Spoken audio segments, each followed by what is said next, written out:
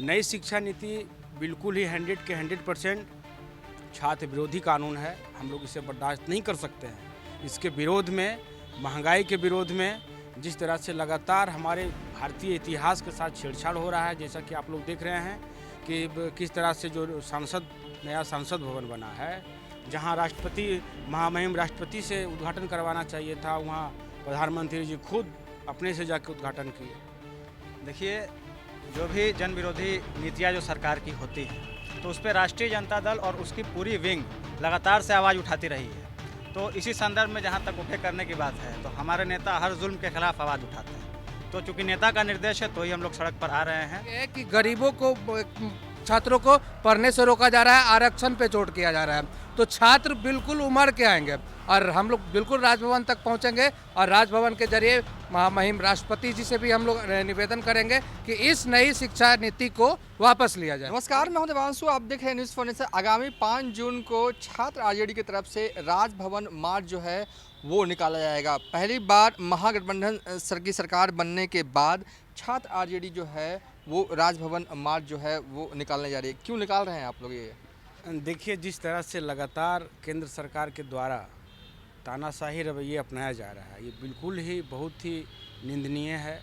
जिस तरह से लगातार किसी आम छात्र से बिना राय लिए हुए नई शिक्षा नीति जो लाया गया है, मेरा मानना है कि सबसे पहले केंद्र सरकार को किसी आम छात्र से उस पर शोध कर लेना चाहिए था कि क्या नई शिक्षा नीति जो वो लाए हैं वो गरीब वर्ग के बच्चों के लिए, और ख़ास करके जो हिंदी भाषी क्षेत्रीय से जो आम स्टूडेंट हैं, उन लोगों के लिए लाभकारी है या नहीं है।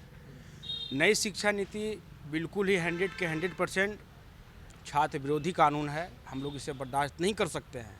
इसके विरोध में, महंगाई के विरोध में जिस तरह से लगातार हमारे भारतीय इतिहास के साथ छेड़छाड़ हो रहा है, जैसा कि आप लोग देख रहे हैं कि किस तरह से जो नया संसद भवन बना है, जहां राष्ट्रपति, महामहिम राष्ट्रपति से उद्घाटन करवाना चाहिए था, वहां प्रधानमंत्री जी खुद अपने से जाकर उद्घाटन किए। दूसरा बात कि किस तरह से महिला पहलवान के साथ क्या हो रहा है, ये भी आप लोग देख रहे हैं। इन सारी समस्याओं को जो है हम लोग मद्देनज़र, और ख़ास करके कि 5 जून को जो है संपूर्ण क्रांति दिवस है। 5 जून के दिन ही जो है जेपी आंदोलन हुआ था। आदरणीय हमारे नेता लालू प्रसाद यादव जी और भी पूरे देश में महान समाजवादी लोग, उनके नेतृत्व में उस टाइम के तानाशाही सरकार को जो है कबाड़ फेंके थे 5 जून के दिन ही। और हम लोग ही उसी ऐतिहासिक दिन के दिन जो है हम लोग राजभवन मार्च करेंगे। तेजस्वी ने ओके कर दिया है इस राजभवन मार्च को लेकर? देखिए, जो भी जन विरोधी नीतियाँ जो सरकार की होती हैं, तो उस पर राष्ट्रीय जनता दल और उसकी पूरी विंग लगातार से आवाज़ उठाती रही है। तो इसी संदर्भ में जहाँ तक ओके करने की बात है, तो हमारे नेता हर जुल्म के खिलाफ आवाज़ उठाते हैं। तो चूंकि नेता का निर्देश है, तो ही हम लोग सड़क पर आ रहे हैं। और आप मानिए कि पिछले 9 साल में इस देश का कोई ऐसा वर्ग नहीं है जो कि वर्तमान सरकार से प्रताड़ित नहीं हुआ है, चाहे वो युवा वर्ग हो, छात्र वर्ग हो, किसान हो, महिला हो।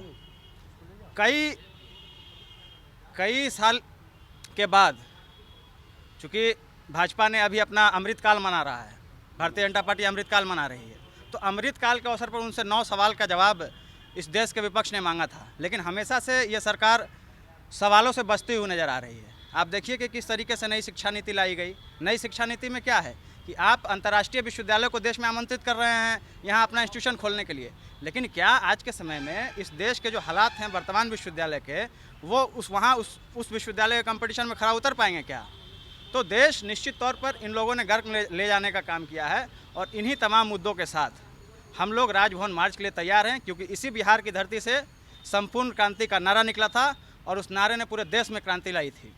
तो फिर से बिहार तैयार है संपूर्ण क्रांति के लिए। और हम तमाम लोग छात्र राष्ट्रीय जनता दल के तमाम साथी प्रदेश अध्यक्ष गगन कुमार जी के नेतृत्व में कदम से कदम मिला करके राजभवन घेरने के लिए तैयार हैं। हाँ, तैयार हैं। कितने छात्र कहें कि होंगे उस वक्त?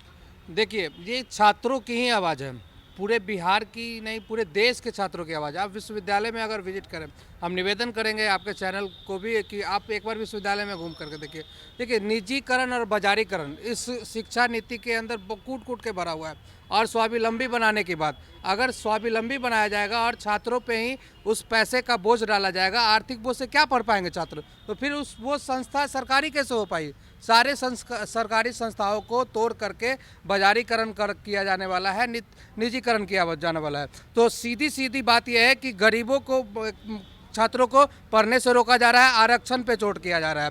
तो छात्र बिल्कुल उमड़ के आएंगे और हम लोग बिल्कुल राजभवन तक पहुंचेंगे और राजभवन के जरिए महामहिम राष्ट्रपति जी से भी हम लोग निवेदन करेंगे कि इस नई शिक्षा नीति को वापस लिया जाए। गगन जी, एक सवाल है कि पिछले बार भी आप लोग राजभवन जा रहे थे तो रास्ते में रोक दिया गया। राजभवन बिहार, वो तो बिहार विधानसभा था ना, आप लोग को तो युवा विंग का कार्यक्रम था और उसमें से रोक दिया गया था। लेकिन हम लोग क्या करेंगे इस बार नहीं लग रहा है कि आप लोग को रोक दिया नहीं जाएगा? नहीं नहीं नहीं, हम लोग शांतिपूर्ण हम लोग का मार्च रहेगा और अगर आदेश होगा तो हम लोग निश्चित ही रूप से हम लोग राजभवन मार्च तक पहुंचेंगे और एक प्रतिनिधि मंडल हम लोग जाकर के मिलेंगे महामहिम से। मकसद है संदेश को पहुंचाना, हमारा मकसद है आप लोग भी तैयार हैं इस राजभवन मार्च को लेकर? उस राजभवन मार्च की तैयारी को लेकर हम लोग यहाँ जुटे हैं। हम पूरे प्रदेश के छात्र जितने भी हैं वो यहाँ 5 तारीख को आंदोलन करने के लिए तैयार हैं।